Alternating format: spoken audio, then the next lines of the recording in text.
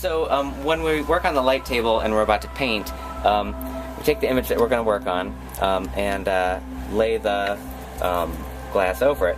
And what we're going for is, well, how do I want to say it?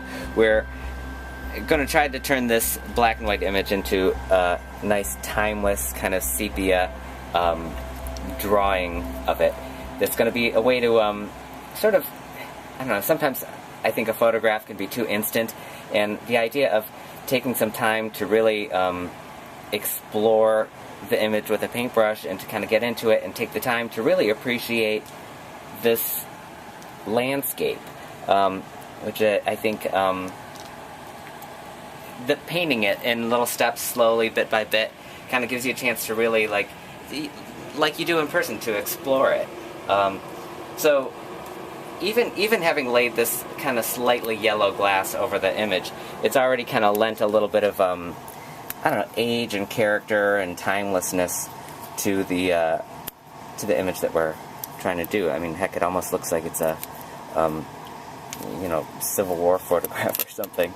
And now what we're going to be doing here, I've got some other examples of things where we've worked in some brown and bistre color paints that that again are gonna, that we've got over here on the palette, that we're gonna work the drawing out in these browns and warm blacks to try to I don't know, warm it up. So here I'm going to try to lay down the most basic structural brush marks of this drawing.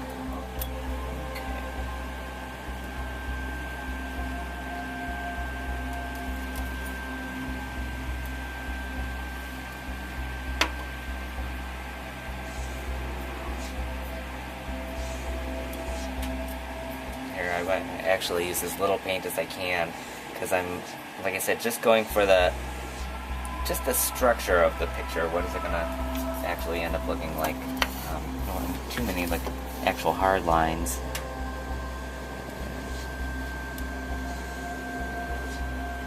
So, very sketchy to start.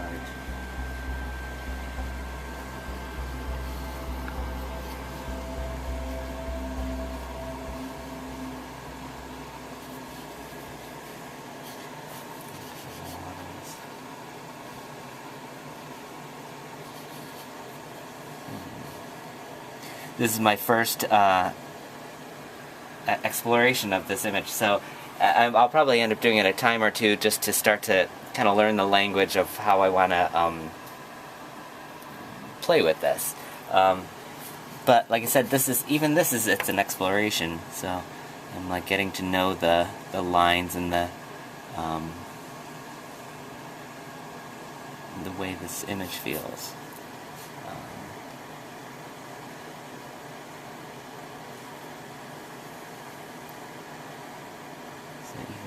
This is so rough, but it's going to be enough to kind of let me know where to start spending more time on the later layers. This layer I'm only applying paint. The next layer I'm going to both apply and remove, so I'll be able to darken darks and work into areas a little harder than I am right now.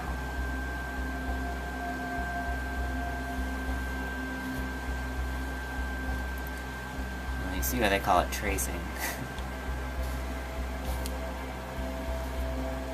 And this is the same thing we do with you know, like saint heads and all that stuff like that.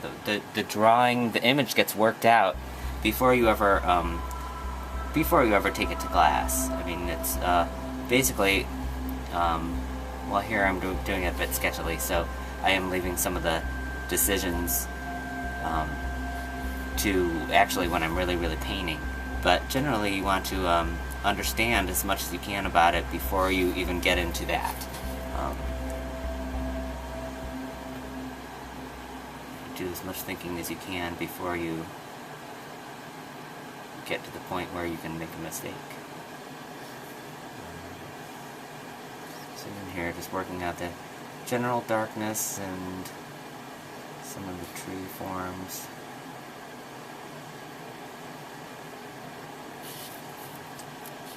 Yeah, I think I might end up doing the water in some of these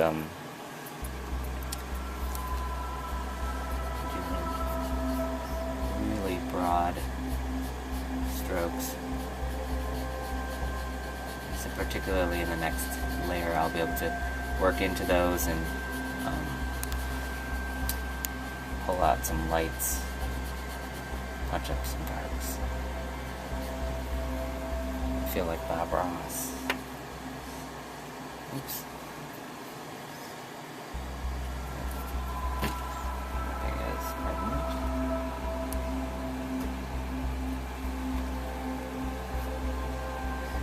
Yeah, so we're gonna fire this first layer in, and like I said, it'll be kind of a just an underdrawing on which to work.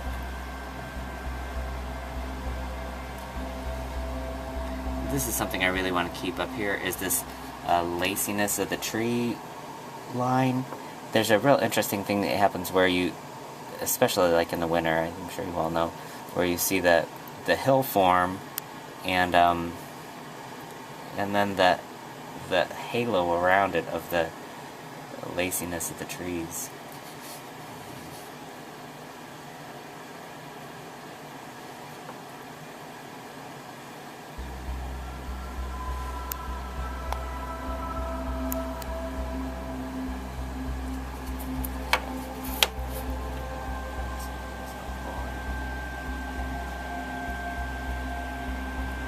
This off here, take a look at it, and I will pre-warn you, it will not look as good as it looks with an image underneath it. I just got these little stickies just to hold the thing in place. So then even pulling this back, pull the image aside, you can see there's not a whole lot going on there, but it's enough of a structure for me to then be able to go in and work in with more of the sepia tones, more of the black tones, maybe some little richer golds, just to fully realize the image.